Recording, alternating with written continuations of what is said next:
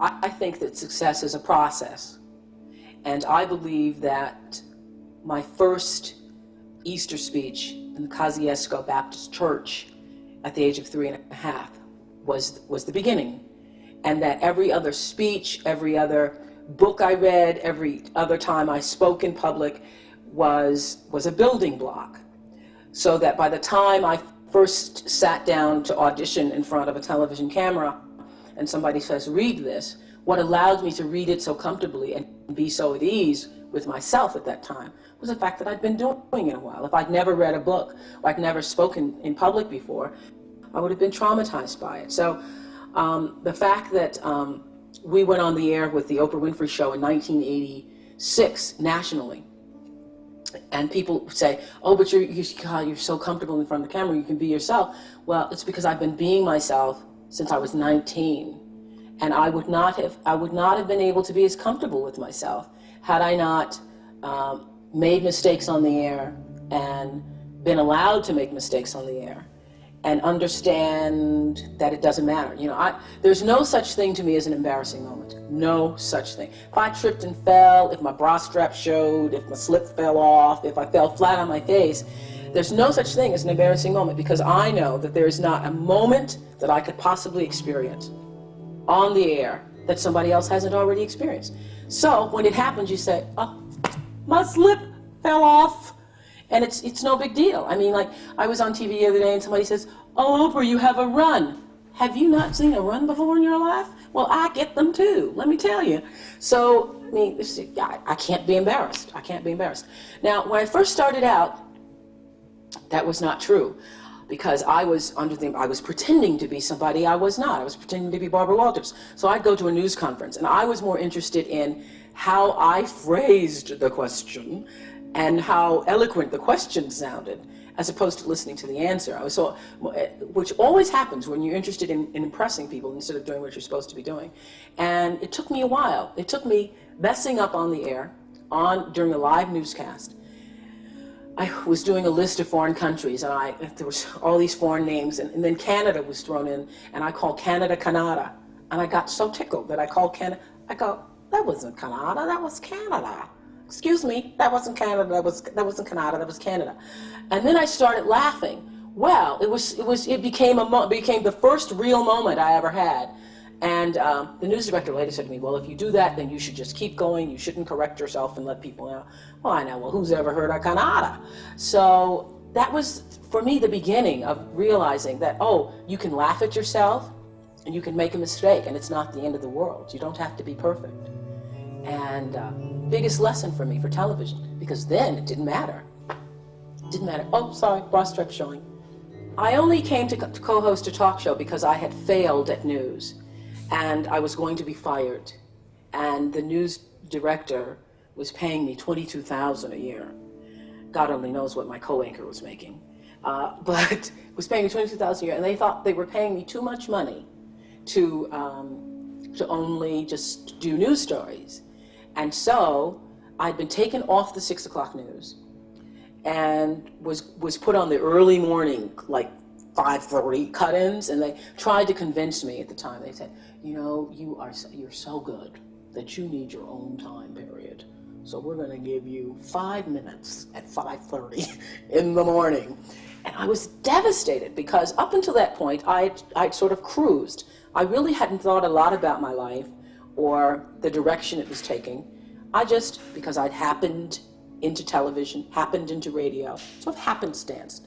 I don't believe in luck. I think luck is preparation meeting opportunity, but I felt like I had somewhat prepared myself, but that I had happenstanced into it. So I thought, okay, I was working in Nashville, and so I moved to Baltimore, and then I'll do this for a while, and then I don't know what I'll do. And so when I was called in and put on the edge of being fired, and certainly demoted, and knew that firing was only a couple weeks away, I was like devastated. I was 22, and I mean, embarrassed by the whole thing, because I'd never failed before. And it was that failure that led to the talk show, because they had no place else to put me. They put me on a talk show one morning. And I'm telling you, the hour I interviewed, my very first interview was the Carvel ice cream man, and Benny from All My Children. Never forget it. And I came off the air thinking, this is what I should have been doing, because it was like breathing to me, like breathing. You just talk. Be yourself is really what I've learned to do. And so from the very first day I did my very first talk show, I knew it was the right thing to do. I felt the same thing about acting too, only I was so terrified that it was a little more difficult for me. For me, the turn on in acting, the turn on is the ability to express another person's life. I think if you can internalize and then manifest externally the essence of another being, that is the ultimate in understanding. What it takes to take somebody else's life, make it your own, and put it out there. It's the ultimate. You understand things about people that you could never imagine. It's like almost for a while getting to live somebody else's life without having to experience all of the experience that comes with creating another life.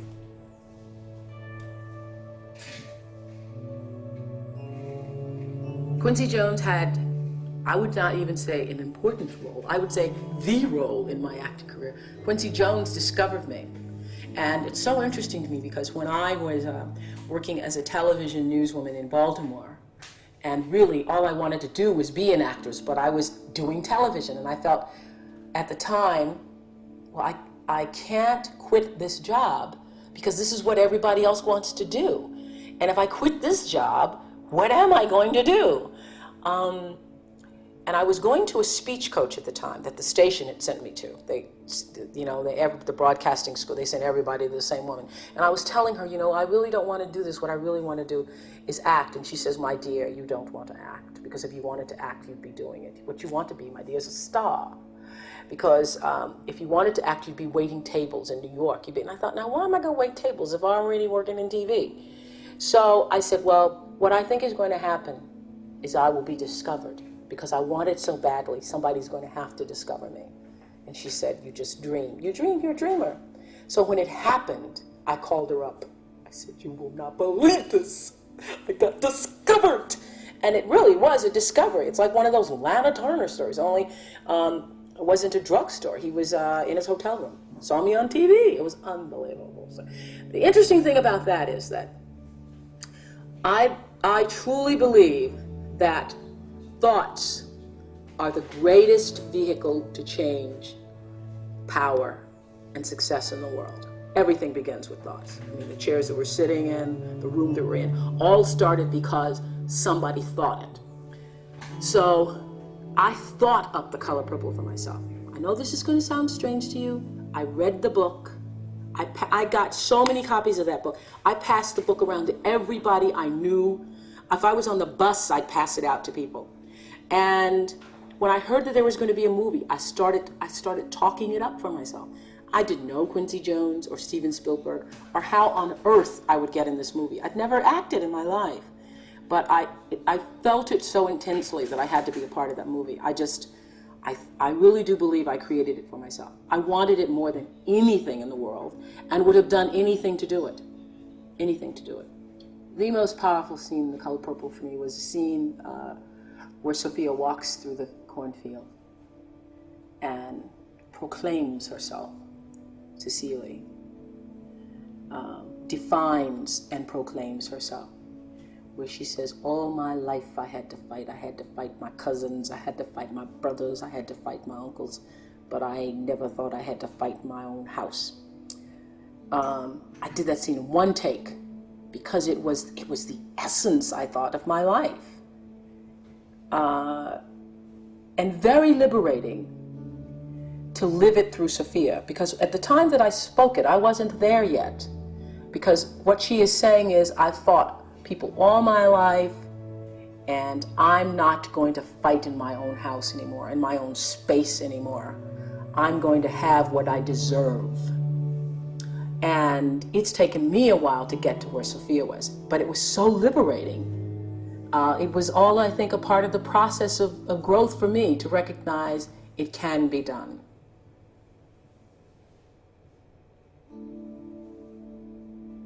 I was raised on a farm with my grandmother for the first 6 years of my life. I knew somehow that my life would be different and it would be better.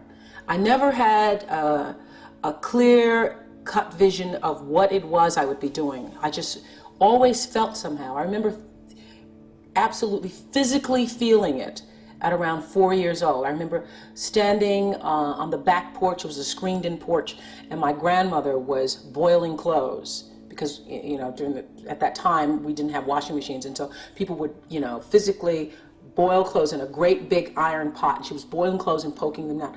And I was watching her from the back porch, and I was 4 years old, and I remember thinking, my life won't be like this. My life won't be like this, it will be better. And it wasn't from a place of arrogance, it was just a place of knowing that things could be different for me somehow. I don't know what made me think that. I always wanted to be an actress for most of my adolescent and adult life. My father didn't want me to be, because his idea of what an actress was one of these, you know, lewd women, and how are you going to take care of your life. So I always wanted to be an actress, and have taken, I think, a roundabout way to get there, because I still don't feel fulfilled as an actress. I still feel like, okay, I own my own studio and all this, but I'm thinking, I did all of this just to be an actress. I just want to be able to act. For a while, I wanted to be a school teacher. In the 4th grade, Mrs. Duncan was my greatest inspiration. In the 4th grade is when I first, I think, began to believe in myself. I, for the first time, believed that I could do almost anything. I felt I was the queen bee. I felt I could control the world. I was going to be a missionary. I was going to Costa Rica. I used to collect money on the playground to take to church on Sundays from all the other kids. And at the time in schools we had devotions, and I would sit and I would listen to everything the preacher said on Sunday, and go back to school on Monday morning and beg Miss Duncan to please let me do the devotion, just sort of repeat the sermon. So in the 4th grade I was called preacher. Kids used to poke fun of me all the time. It didn't bother me because I was so inspired at the time. And a lot of it was because of Miss Duncan. Mrs. Duncan, Mrs. Duncan. And we did a show not so long ago, and I had favorite teachers on. I just broke down because, first of all, it was the first time I realized Miss Duncan had a name other than Ms. Duncan. You know, your teachers never have names. I thought her name's Mary. I couldn't believe it.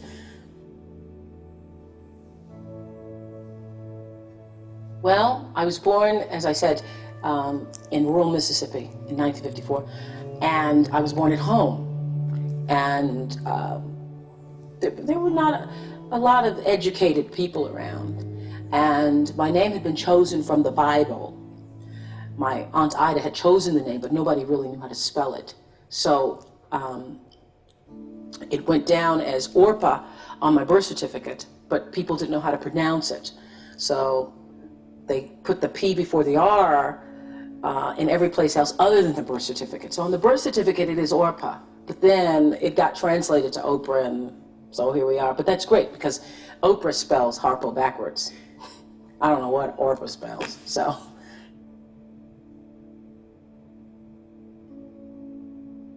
I came to live with my grandmother because I was a child born out of wedlock, and my mother moved to the north. She's a part of that great migration to the north in the late 50s, and I was left with my grandmother, like so many other black youngsters were, left to be taken care of by their grandmothers and grandfathers and aunts and uncles, and I was one of those children. It actually probably saved my life. It is the reason why I am where I am today, because my grandmother gave me the foundation for success that I was allowed to continue to build upon. My grandmother taught me to read, and that opened the door to all kinds of possibilities for me. And had I not been with my grandmother and been with my mother struggling in the north, you know, moving from apartment to apartment, I probably would not have had the foundation that I had. So I was allowed to grow up in Mississippi for the first 6 years of my life, and allowed to feel somewhat special because I was a precocious child, I guess by any standards now. I was taught to read at an early age, and by the time I was 3, I was reciting speeches in the church. And they'd put me up on the program and they'd say, and little Mistress Winfrey will render a recitation. And I would do, Jesus rose on Easter Day. Hallelujah, hallelujah, all the angels did proclaim. And all the sisters sitting in the front row would fan themselves and turn to my grandmother and say, Hadame, this child is gifted. And I heard that enough that I started to believe it. Maybe I am. I didn't even know what gifted meant, but I just thought it meant I was special. And so anytime people came over, I'd recite. I'd recite Bible verses and poetry. By the time I was 7, I was doing Invictus by William Ernest Henley. Out of the night that covers me, black as a pit from pole to pole, I thank whatever gods there be for my unconquerable soul. And at the time, I was saying, I didn't know what I was talking about, but I'd do all the motions, out of the night that covers me. And people would say, ooh, that child can speak. And so that's, whatever you do a lot of, you get good at doing it. And that's just about how this whole broadcasting career started for me. I was an orator for a long time. I've been an orator really basically all of my life, 3.5, and then coming up in the church speaking. I did all of James Weldon Johnson's sermons. He has a series of 7 sermons, beginning with the creation and ending with judgment. I used to do them for churches all over the city of Nashville. I've spoken at every church in Nashville at some point in my life, I think. And you sort of get known for that. Other people were known for singing. I was known for talking. And by the time I entered college, what I really wanted to do was be an actress, but I got hired in television. And so I never was able to make any of the play rehearsals. Story of my life.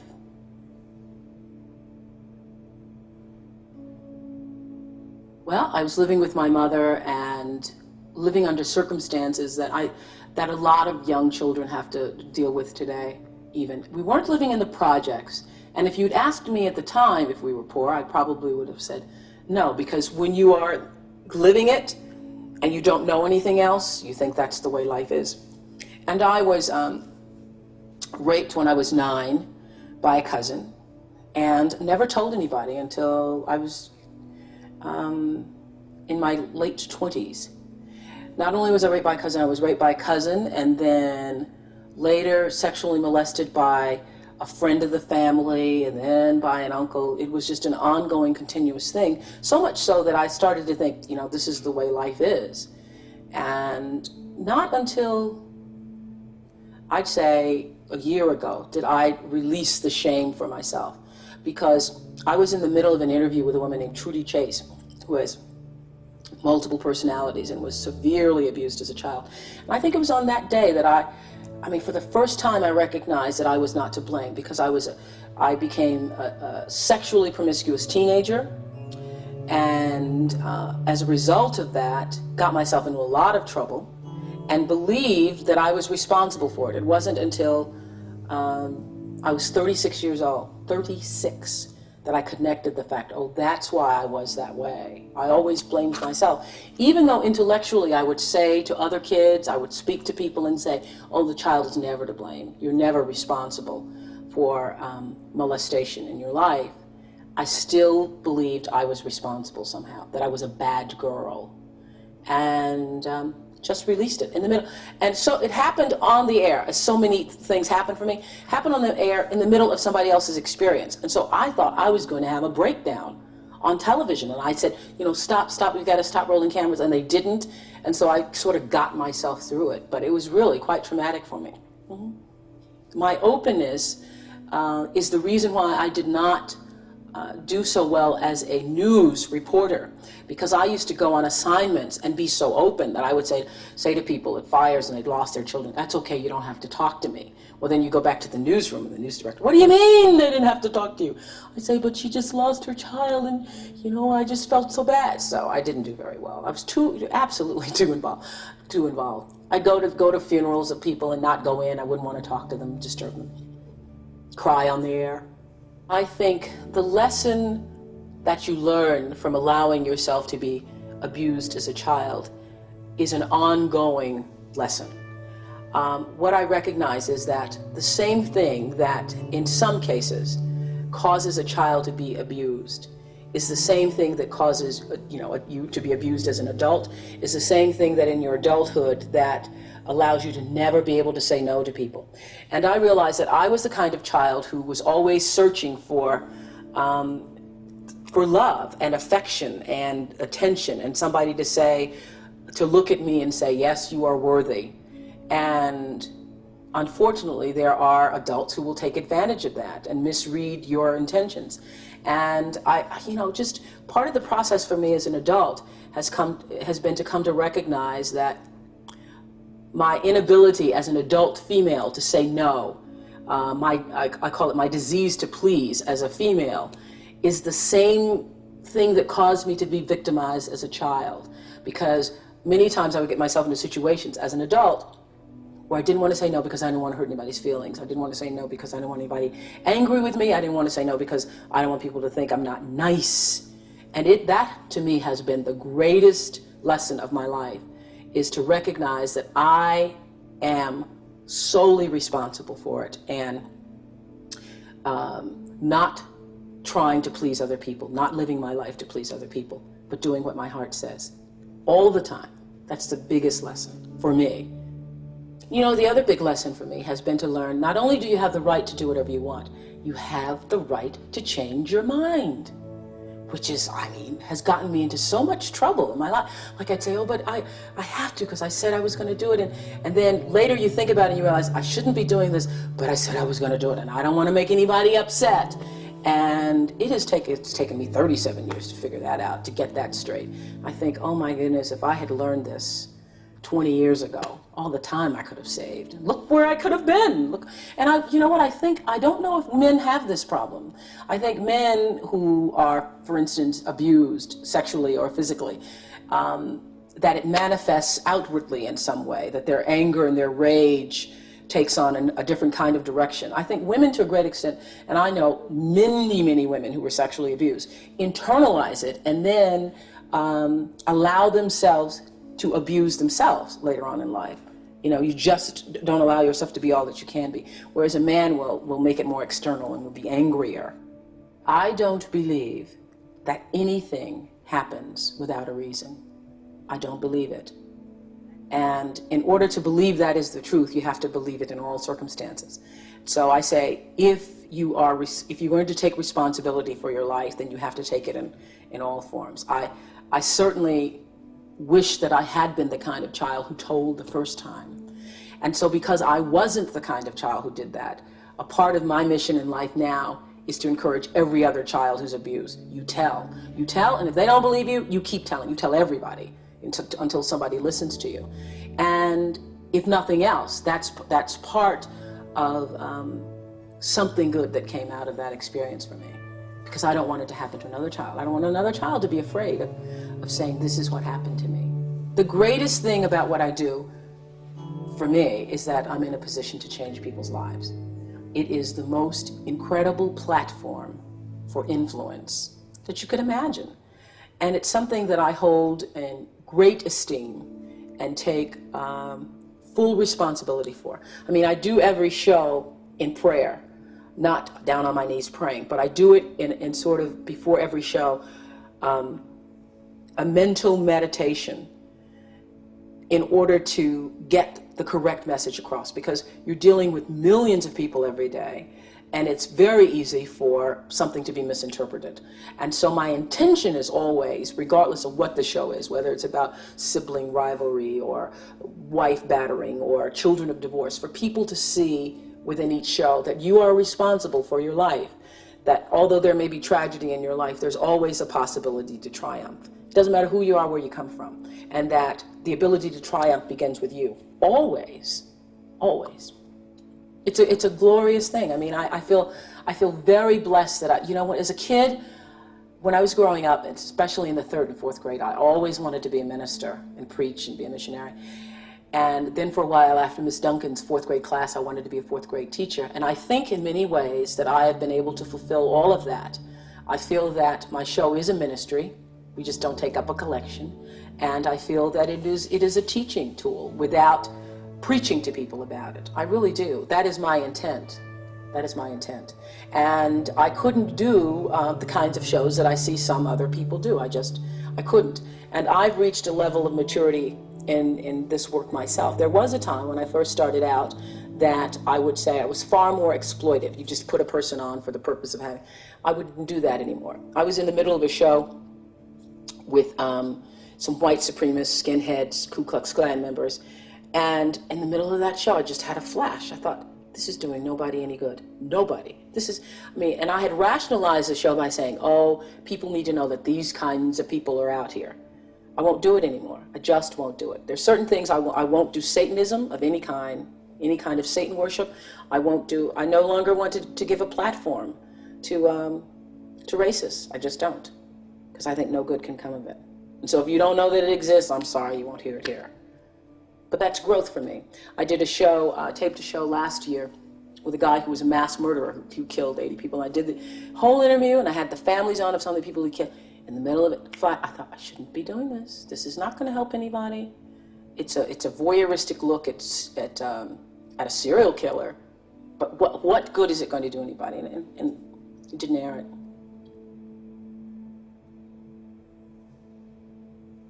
I loved books so much as a child. They were my outlet to the world.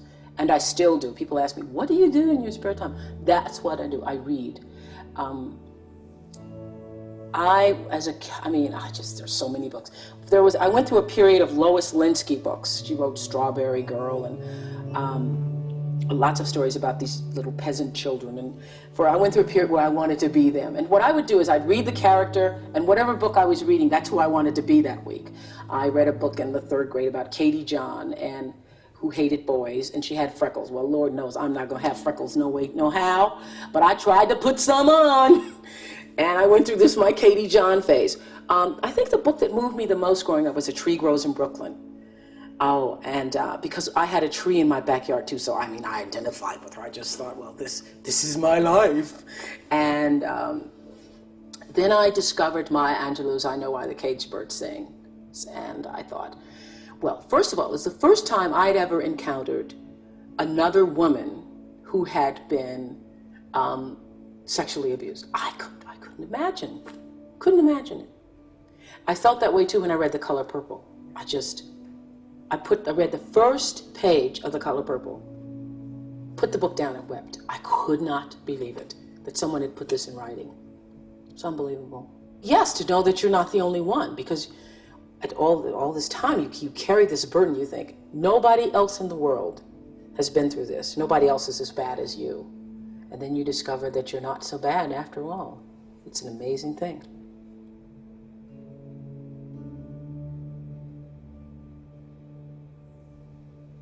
Very strict father, but I love him for it today. At the time I thought I couldn't imagine a human being being so strict. And what was he being so strict for? Yes, he was a big influence in my life, just very, not even as much strict as he was, had some concerns about me making the best of my life, and would not accept anything less than what he felt was my best. I remember my father saying to me, you can't bring C's in this house because you're not a C student. If you were a C student, you could, because I'm not trying to make you do or be anything that you can't be. But you're not a C student, you're an A student, so that's what we expect in this house. And it was just so matter of fact, and I knew he was not faking it one bit. So I never even tried it. I never even tried to bring in a C, because I realized it's just not acceptable. Now, when I was living with my mother, I was very rebellious. I was, as I said, promiscuous and rebellious, and did everything I could get away with, including faking a robbery at my house to save my glasses and my dog one time. I remember, stomping the glasses in the floor and putting myself in the hospital and acting out the whole scene. And I used to pull all kinds of pranks, ran away from home. I got to my father's house. I never told, and I used to lie to my mother all the time. I'd stay out, make up stories. I moved to my father's house. I never told another lie. Because I knew it wasn't going to be accepted. I knew okay, it stops right here. I needed structure and attention. I require a lot of attention. And now I get the attention of 20 million people. It's a little too much attention. It's a lot of attention, yeah. I wanted it, I got it. I got some attention, I tell you.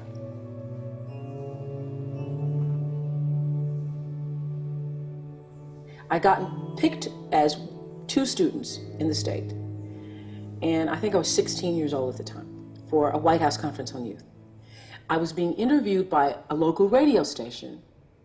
And a year later, I was 17 at this time, there was a contest being sponsored in town called the Misfire Prevention Contest.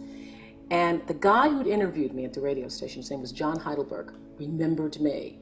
He just remembered that I'd given him a nice interview and I was a kid. And they needed a teenager. So he said, what about that girl that was here last year? Yes. And so I was all of a sudden representing this radio station in the Misfire Prevention Contest, where all you had to do was parade around in an evening gown, answer some questions about your life. You know, it was one of those little teeny tiny beauty pageants. Well, nobody expected me to win the pageant because we were still Negroes at the time. And I've been colored, Negro, black, now I'm African American. So we're still Negroes, and I was the only Negro in a pageant of all red-haired girls, and it's the Misfire Prevention Contest. So the Lord knows I'm not going to win. So I was very relaxed about it. I thought, well, I got a new gown, and this is great. So when it came time for the question and answer period, they asked, what would you do if you had $1 million? And one girl said, if I had $1 million, I'd buy my mom a fridge tire, my dad a truck. Someone else said they had $1 million, they'd buy their brother Bubba a motorcycle because he's always wanted one, and they'd give it to the poor. And I said, all totally relaxed because I'm not going to win anyway, if I had $1 million, I would be a spending fool. I'm not quite sure what I would spend it on, but I would spend and fool. Well, I ended up winning, and there was another question about what I would like to do with my life, my career. Well, everybody wanted to be a nurse or a teacher, and I made this big speech about broadcast journalism, mainly because I had seen Barbara Walters that morning on the Today Show. So I thought, no, see, what can I be? I can't be a nurse, can't be a teacher, because that's what they were. So I said I wanted to be a broadcast journalist because I believed in the truth, was interested in proclaiming the truth to the world. And I won the contest. Well, what a shock Negro me. And that was the beginning of my broadcasting career, because when I went back to the radio station to pick up my Longines watch and my digital clock, they asked me would I like to hear my voice on tape. They said, would you like to hear your voice on tape? Just sort of as a little treat for me. Come here, let's listen to your voice. And I started to read. Now, I've been reading since I was 3. They couldn't believe how well I read, and I was hired there. So somebody said, sit down and read, and they said, come hear this girl read. And then someone else, and before I knew, there were 4 guys standing in the room listening to me read. And I was hired, 17 years old, in radio. At the time, I was still a senior, so I had to only work after school. So I'd finish, get there by 3:30, and I'd do on-the-air newscasts. Well, all my friends just hated me because they're cutting grass. And my sophomore year in college, someone heard me on the radio and said, we heard you on the radio, would you be interested in working in television? And I turned them down 3 times, and the 3rd time I had a college professor. I said, they keep calling me to be on television, and I know if I do television I'll never finish school. So he said, don't you know that's why people go to school, so that somebody can keep calling them, you nitwit. So I went and I interviewed for the job, and Chris Clark gave me the job. I interviewed for the job in television. I've never even been behind the scenes television. I was 19 at the time, so I decided to pretend to be Barbara Walters, because that's how I'd gotten into this in the first place. So I sat there pretending with Barbara in my head, did everything I thought she would do, and I was hired. It was amazing. As a matter of fact, it was because of the riots of the 70s that I think they were looking for minorities. They were trying to fulfill all of their quotas and programs. And so I was hired as a token and had to take the heat from my college classmates. I went to an all-black college with them calling me a token. And I used to say, yeah, but I'm a paid token. And I recognized that, and at the time I didn't even know it was a pun. I was thinking, yeah, but they pay me. And I was very defensive about it, because I've always had to live with the notion of other black people saying, oh, for any amount of success that you achieve, they say, oh, you're trying to be white, you're trying to talk white, you're trying to be white, and so forth, which is such a ridiculous notion to me. since you look in the mirror every morning and you're black, there's a black face in your reflection.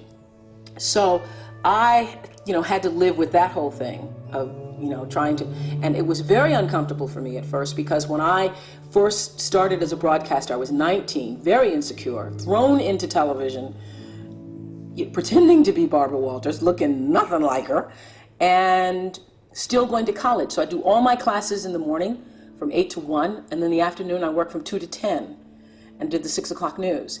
And would stay up and study and all that stuff, until 1, 2, or 3 o'clock in the morning, and then just start the routine all over again. And my classmates were so jealous of me that I remember taking my little $115 paycheck, and at the time I thought it was really a lot, but taking $115 and trying to appease them. I would always, anytime anybody needed money, I was always offering, oh, you need $10, or taking them out for pizza, ordering pizza for the class and things like that. Trying to, that whole disease to please, that's where it was the worst for me, I think, because I wanted to be accepted by them and could not be, because first of all, I didn't have the time. They wanted me to pledge, and I didn't have the time to pledge. I didn't have the time to be a part of all the other college activities or a part of that whole lifestyle. And it was very difficult for me socially, really one of the worst times of my life, because I was trying to fit in school and be a part of that culture, but also trying to build a career in television.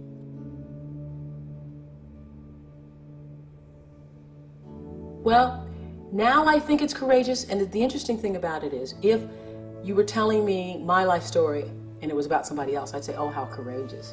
It's very difficult for me to give myself that credit. I mean, it's very difficult for me to even see myself as successful, because I still see myself as in the process of becoming successful.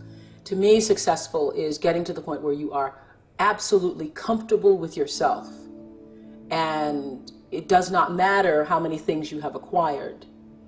The ability to learn to say no and not to feel guilty about it, to me, is about the greatest success I have achieved.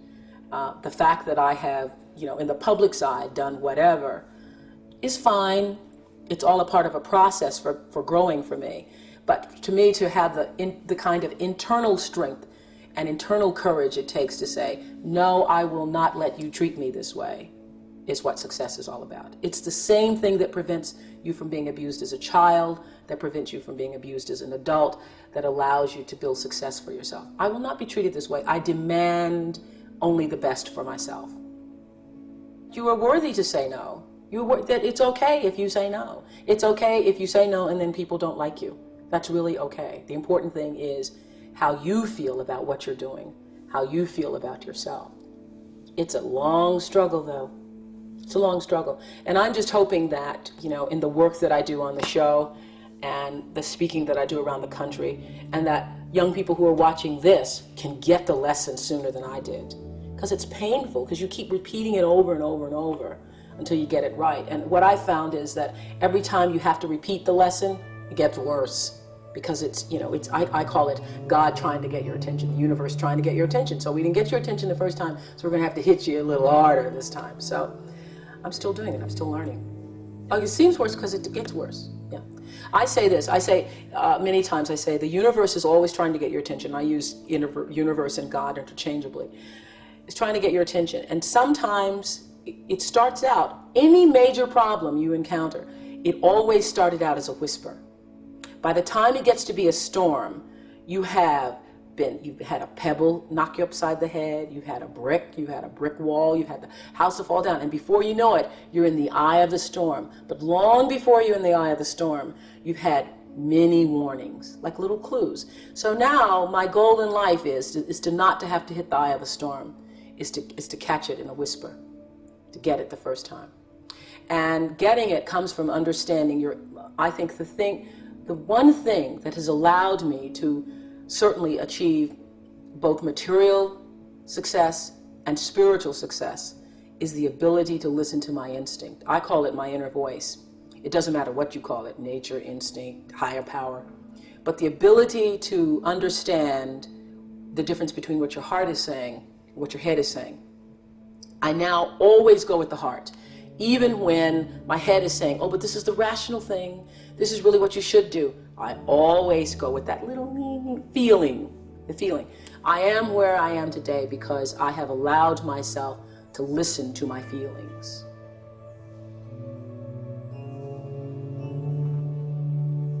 My ability to get people to open up is only attributed, I think, to the fact that there's a common bond in the human experience. We all want the same things. And I know that. I really do know that I am no different than anybody else. Now, one of my greatest struggles in life has been to come to recognize that I am as worthy as the next guy. And I think that the moment you start thinking that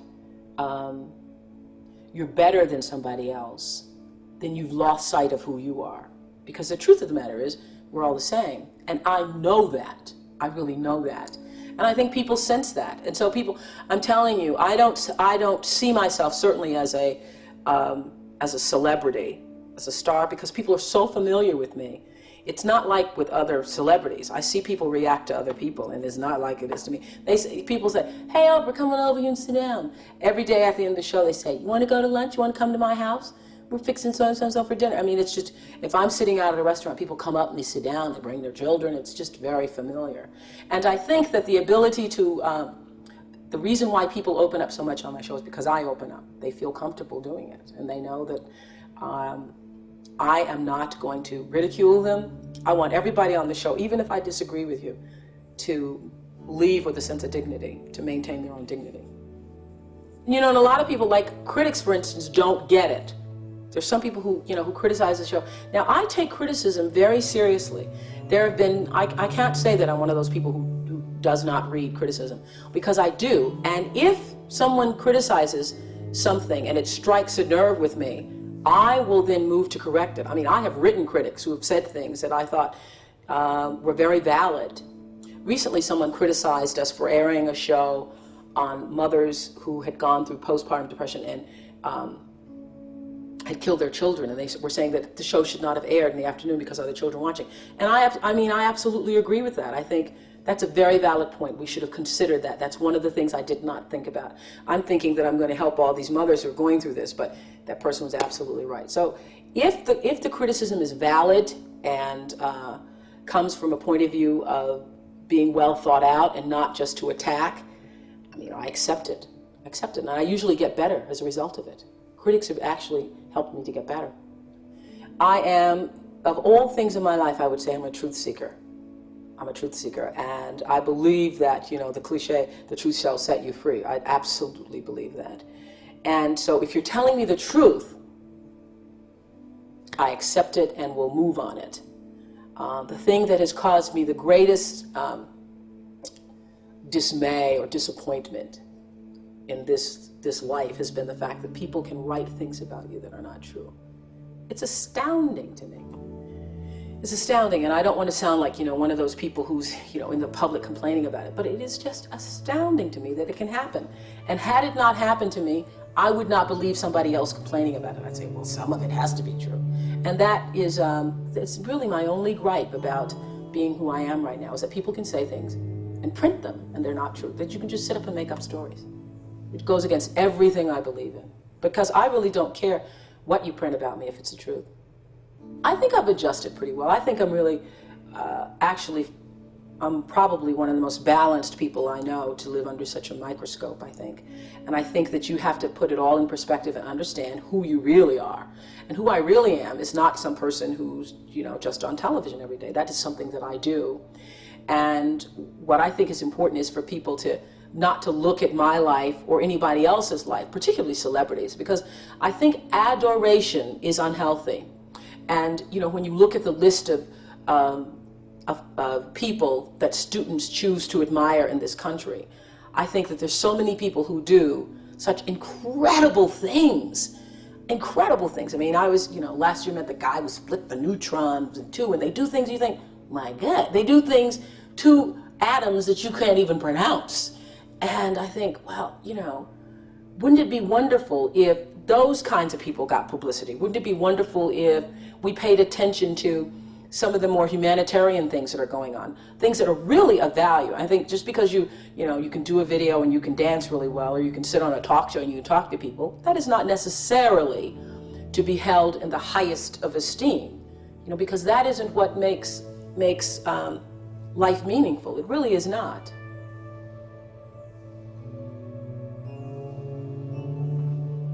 I think the most important thing to get ahead falls back to what I truly believe in, and that is the ability to seek truth in your life. And that's on all forms. You have to be honest with yourself. You can be pursuing a profession because your parents say it's the best thing. You can be pursuing a profession because you think you'll make a lot of money. You can be pursuing a profession because you think you're going to get a lot of attention. None of that will do you any good if you're not being honest with yourself. And the honesty comes from your natural born instinct will tell you when you're doing something whether or not this feels right. You feel a sense of accomplishment and fulfillment and worthiness to the world in such a way that you know you're doing the right thing. You don't have to ask anybody. When you're doing the right thing, you don't have to say, you think this is okay? It's like, and it works on every level. Whether or not you're going to a party, or you're choosing a dress, or you're choosing a friend, if you ever have to say, do you think this is okay? Chances are it is not, because that's your instinct trying to get you to ask yourself that question. Maybe this isn't okay.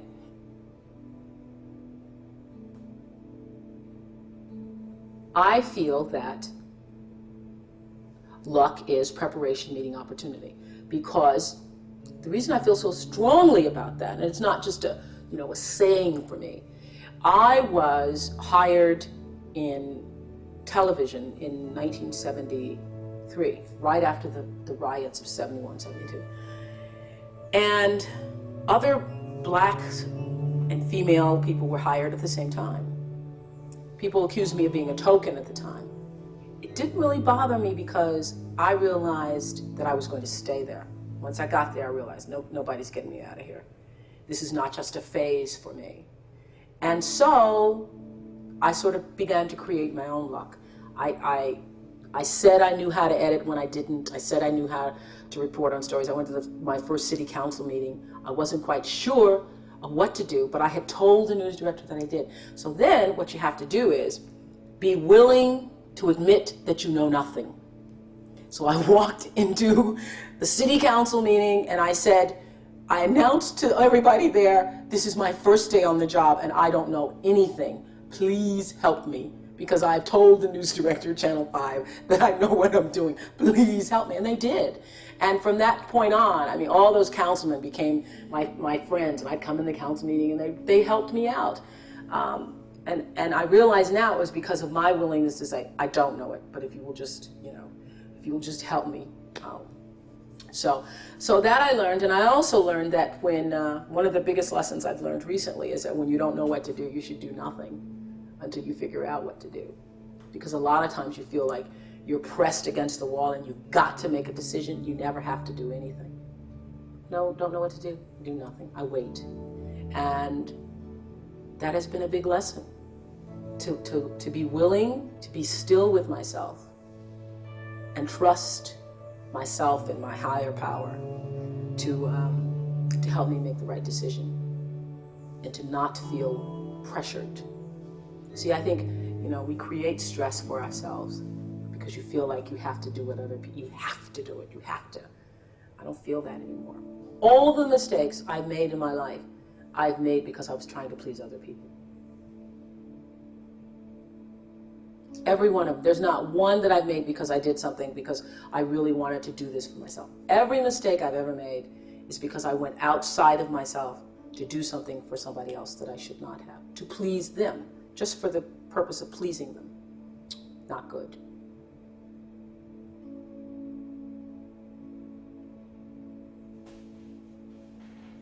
Yeah, it was a lot of trouble just to get to be an actress. I ended up building my own studio because when I was shooting The Color Purple, I was not allowed the kind of freedom that was necessary to do that work. And what I really want to do is to create films for myself and other people that uplift, enlighten, encourage, and entertain people.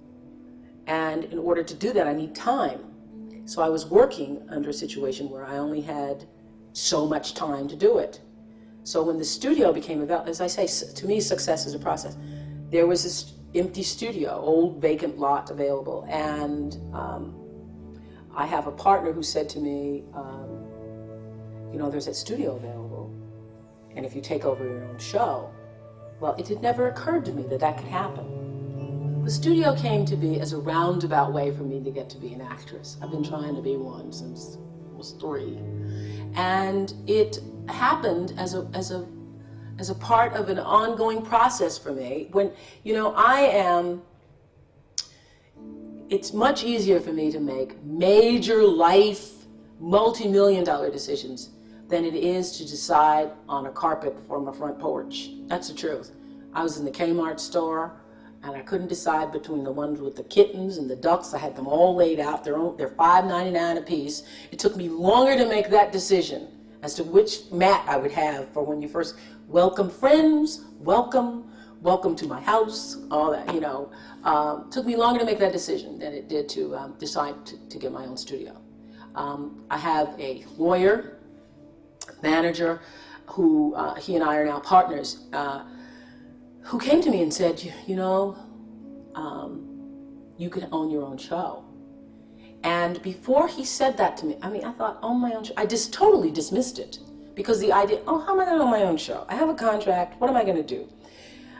He said, you own your own show, and there is a studio that was the old Fred Nile studio that is going to become available. I mean, it needs a lot of work, and I thought nothing of it at the time. I totally dismissed it because he was always making projections and coming up with ideas, and I just thought this, okay, I'll let him dream on, just as my speech coach had said to me many years ago, dream on, because I had a really solid contract. When I was shooting The Color Purple, I didn't have enough time to shoot it. I was begging for time because I realized that what we were doing was something very special. But it's very difficult to convince, you know, news people that. Oh no, it's really not what you think. So the studio came about as a result of me wanting more time and creativity and control for myself. I bought the studio so that I would be able to act and do the show at the same time, so that I would be able to do 2 things that were very important to me. The show is very important to me because it is a platform from being able to make a difference in people's lives, to influence them to change for the better. And so I don't want to give that up until it's time, and I will know when it's time. I don't want to be the kind of person that stays in the ring too long and gets punch drunk from the experience. I just want to be able to do it for as long as it works. And I know it's not going to work forever. And for as long as I can be of influence and make a difference, then that's what I want to do. But I also want to act because I think that being able to create work that, for one, puts the Black cultural experience on screen. That's very important to me. I've been Black, I've been female all my life. That's the only thing I know. So I know that experience. I love being a woman, and I love being a Black woman. I read mostly female literature because, I just find that I'm drawn to it. If I'm in a bookstore, I'm just sort of like kind of drawn to the women writers because that's what I know. And so I want to be able to put that on screen. I want to be able to do work that encourages, enlightens, uplifts, and entertains people. There's work I would not do. I get offered a number of scripts and have chosen not to do them because, fortunately, I'm in the position that I don't have to work for the sake of working. To me, it's far more important to, the process of the work is far more important to me in many cases than the end result. I mean, once the picture's finished, that's fine. But to me, the process of working on it, for me, every day, the process of working on a show and being in the midst of the show, being right in the heart of it, is far more stimulating, fulfilling, and exciting to me than, oh, finish the show. Then I'm on to the next thing. That's so interesting to me because I read that too. And I read that and I think, well, what does this mean? It was so interesting. Like one day I was on the Forbes list and somebody said, oh, I saw you on the Forbes list. And it was like, it just was another thing that had happened. It wasn't like, oh my God, I made the Forbes list. What I find though is once you make it, there's a competitive streak in you. Because now I go, well, where was I on the list? And so first I didn't care about making it. Now I remember calling up Bill Cosby saying, could you loan me some money so I could be number 5? Because I got beat out by New Kids on the Block. Could you please give me a few? But other than that, it doesn't register. It is very difficult for me to see myself as other people see me. It's very difficult. I don't know what that means. I don't know what being Oprah Winfrey means to other people from the outside, because I still feel the same. I really do. I feel the same as I did when I was 22 and struggling. I still, because it's the struggle has taken on a different form for me. The struggle is more of an inner self struggle, trying to find the truth for myself now than it is trying to get enough money to pay my light bill.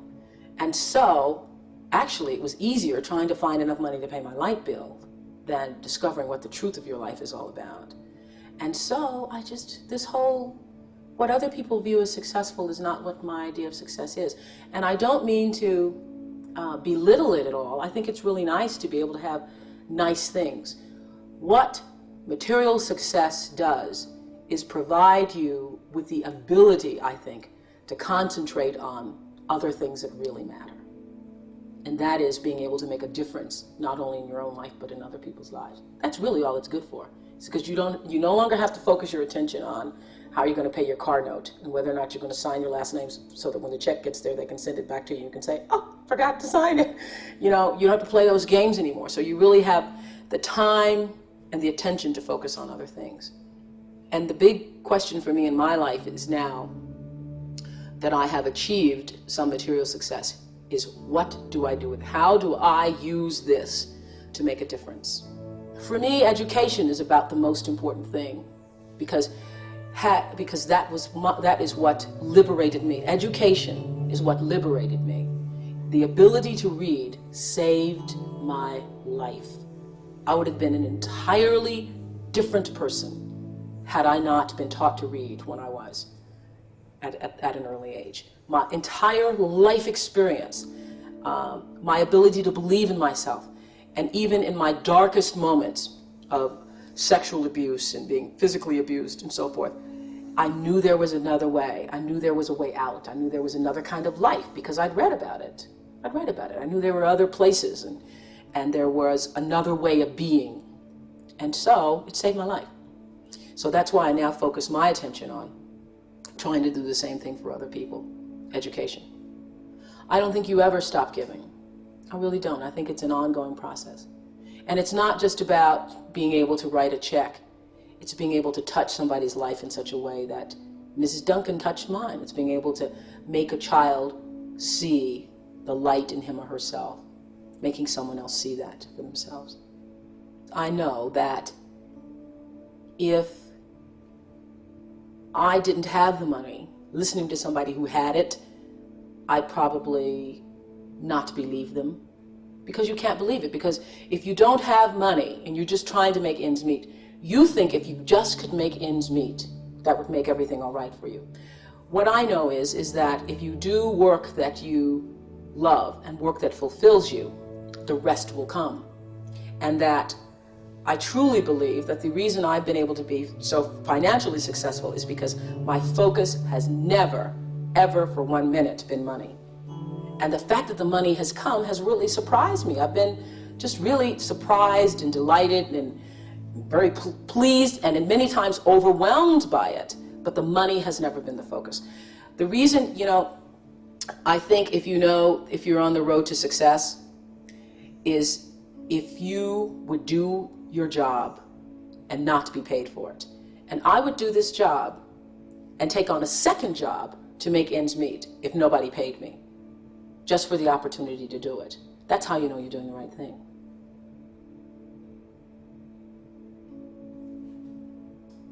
I have people that I trust, and one of the things that, if I may pat myself on the back for, is that I try to surround myself with people who are smarter than I am. I think that the ability to be as good as you can be comes from understanding who you are and what you can and cannot do.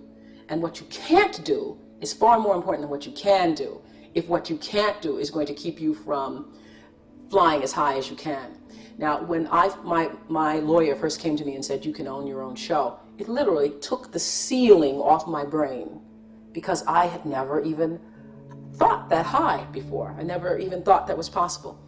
And everybody needs somebody in their life to say, yes, you can do it. I have a niece who's 15, who several years ago, I said to her the same thing my father said to me. I said, you are too smart to get C's. I mean, I heard my father speaking. We were crossing the street one day, and she was talking about her grades. You're too smart to do that. You could be an A student. And she said, do you really think I can? Oh, of course. So you're such a bright person. And she started getting A's and said to me a year later, nobody ever told me I could. And I think that one of the most important lessons to learn is that we are all responsible for our lives, but nobody gets through this life alone. Everybody needs somebody to show them a way out or a way up. Everybody does. See, I feel best in surroundings where other people are smarter than I am, because I feel like I can always learn something from them. One of the other big lessons I've learned, particularly in business, I think you have a responsibility to yourself to learn as much about your business as you can. And so I sign every check, although it is now tedious, because the bills that come in from maintaining a studio, everything from Federal Express to Xerox to every tape that needs repaired and so forth, it gets to be a lot. I have stacks and piles of checks to do, and I know that there are a lot of successful people who don't do that. I still have a tenement mentality. I've been very, very poor in my life, and so the idea of having money and not being responsible and knowing how much money you have and keeping control of it is not something that I personally can accept. I know that there are other people who can, but it is not a possibility for me. I need to know where it is. I mean, there are times I think I want to go to the bank and say, show it to me, because, just seeing it on a piece of paper, anybody could print out a piece of paper. So, I watch it very carefully and try to maintain responsibility for it. But my success in business has come, when I first started being a, quote, businesswoman, I worried about, how do you do this? And I realized that you do this the same way as you do anything else. You be fair. Try to be honest with other people, and you be fair.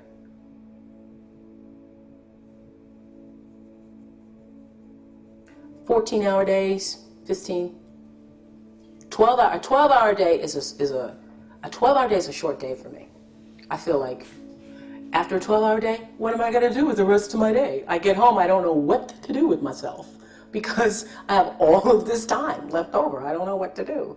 So I feel most comfortable working 14 to 16 hours, because then at least I can go home. Usually I take a bubble bath. I love bubbles. Now that's the one big luxury I've given myself, is that now that I've attained some material success, I will use an entire half a bottle of bubble bath at one time.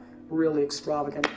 And I'm really particular about the kind of bubbles too. Like, I don't want the kind that drip down off of your arm, poor quality bubbles. I like the kind that cover your arm and the bubbles stay.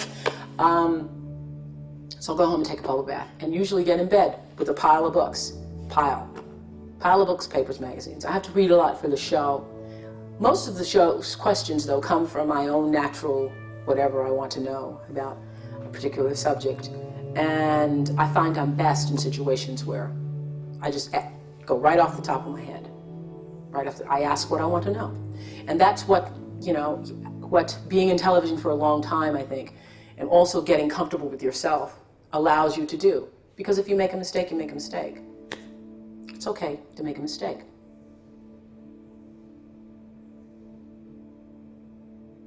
I could tell you, it's like Steve Martin has a joke about how some people go to the drugstore and they sell flare pins. And he says, and I get paid for doing this. And I feel the same way. I feel like I would do it if I didn't get a dime for it. And that's why you know you're doing the right thing, because it doesn't even feel like work. It doesn't feel like work.